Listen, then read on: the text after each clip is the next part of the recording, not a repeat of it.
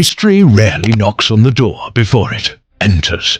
It usually kicks it down while you are sleeping. It starts on a Tuesday or maybe a Thursday, a morning that feels exactly like the one before it. The alarm clocks ring at 6:00 a.m. Coffee pots gurgle in kitchens across the suburbs. Commuters sit in traffic, listening to the weather report. But at 6:23 a.m. Eastern Standard Time, the atmosphere shifts. It isn't an explosion, it is a notification. A breaking news alert flashes across millions of screens. It reports a naval confrontation in the North Atlantic. Then a second report, a coordinated cyber attack on European banking systems. At first, nobody panics. We are used to bad news. We scroll past it. We take a sip of coffee. We assume it is just politics. But by 7 a.m., the tone changes. The news anchors are no longer reading from teleprompters.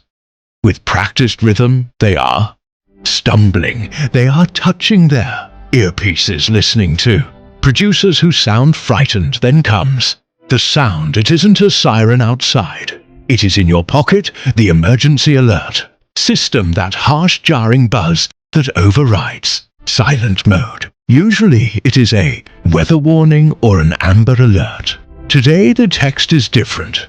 Presidential alert, national emergency declared, monitor local media. In coffee shops, on subway platforms, and in office lobbies, everyone freezes. It is a moment of collective realization. The noise of the modern world, the typing, the talking, the laughing, just stops. People look up from their phones and make eye contact with strangers. For the first time in years, the division between people vanishes, replaced by a single shared question. Is this it? By 8:30 a.m. the denial is gone. The chaos begins. It is not the chaos of movies. There are no zombies, no burning buildings yet. It is a quiet, desperate rushing. The first instinct is movement. Parents leave work immediately. They drive towards schools. They don't wait for official dismissal. They just need to see their children. Traffic in major cities, New York, Los Angeles, Chicago, doesn't just slow down, it solidifies. Highways become parking lots. The logic of the commute is reversed. Everyone is trying to get home at the exact same time. Then comes the instinct to gather resources. By 9:30 a.m., the grocery stores are swarmed. It isn't a riot, it is a frantic sweep. People aren't grabbing luxury items, they are grabbing water, canned beans, batteries. You see a businessman in a suit fighting over a case of bottled water with a college student. The social contract, the polite rules we live by, starts to fray. Gas stations run dry within 45 minutes. The pumps shut off, but the lines of cars remain, engines idling, wasting the fuel they are trying to save. Arguments break out at the pumps. Horns blare. The sound of anxiety is rising, and through it all, the phone is the lifeline. Everyone is calling everyone. Where are you? Did you see the news? Come on home now. The networks overload. Calls drop. Text messages spin and fail to send that little delivered. Receipt stops appearing. And that is when the real fear sets in. Not the fear of missiles, but the fear of silence. By noon, the war is fighting on two fronts. One is overseas, involving ships and planes. The other is right here on the internet. Misinformation spreads faster than the truth. Twitter and Facebook are flooded with fake videos. One clip shows a mushroom cloud over a city that looks like Seattle. It goes viral in minutes. It is fake, old footage from a movie, but millions believe it. Panic spreads. Based on lies, people in safe zones start evacuating because a bot account told them the fallout was coming. The government tries to step in. At 1 p.m. the president speaks, but the broadcast is glitchy. The audio cuts in and out. The image freezes. It is a cyber attack. The enemy isn't just targeting the military. They are targeting our confidence. They want us to feel alone, the stock market has already been suspended. The numbers on Wall Street just stopped moving at 10:45 a.m. Your 401k, your savings, the digital numbers that define your wealth, they are frozen. You cannot withdraw cash. The ATMs display a red error message. System unavailable. People stand in front of bank. Branches banging on the glass doors. Cash is suddenly king again, but nobody has enough of it. The afternoon drags on. The sky is blue. The birds are singing. It is a beautiful day. And that makes it worse. The contrast between the peaceful weather and the crumbling society is terrifying. Then comes the turning point for 15 p.m. The internet dies. It doesn't happen everywhere at once. It flickers first. Pages take too long to load. Then the connection bars drop to 0. Wi-Fi routers blink red. Cell towers stop transmitting data. For a generation that has never known a world without Google, this is the moment of true blindness. You can't check the news. You can check the map to see which roads are open. You can message your family in the next state to see if they are alive. The world shrinks. Suddenly, your world is only as big as what you can see with your own eyes. You look out the window. You see your neighbors standing on their lawns, holding dead phones, looking confused. This is the digital blackout. Without the distraction of the screen, reality hits hard. People start doing things they haven't done in decades. They knock on doors. They ask neighbors for candles. They share information by word of mouth. I heard the power plant was hit. No, I heard it was a satellite.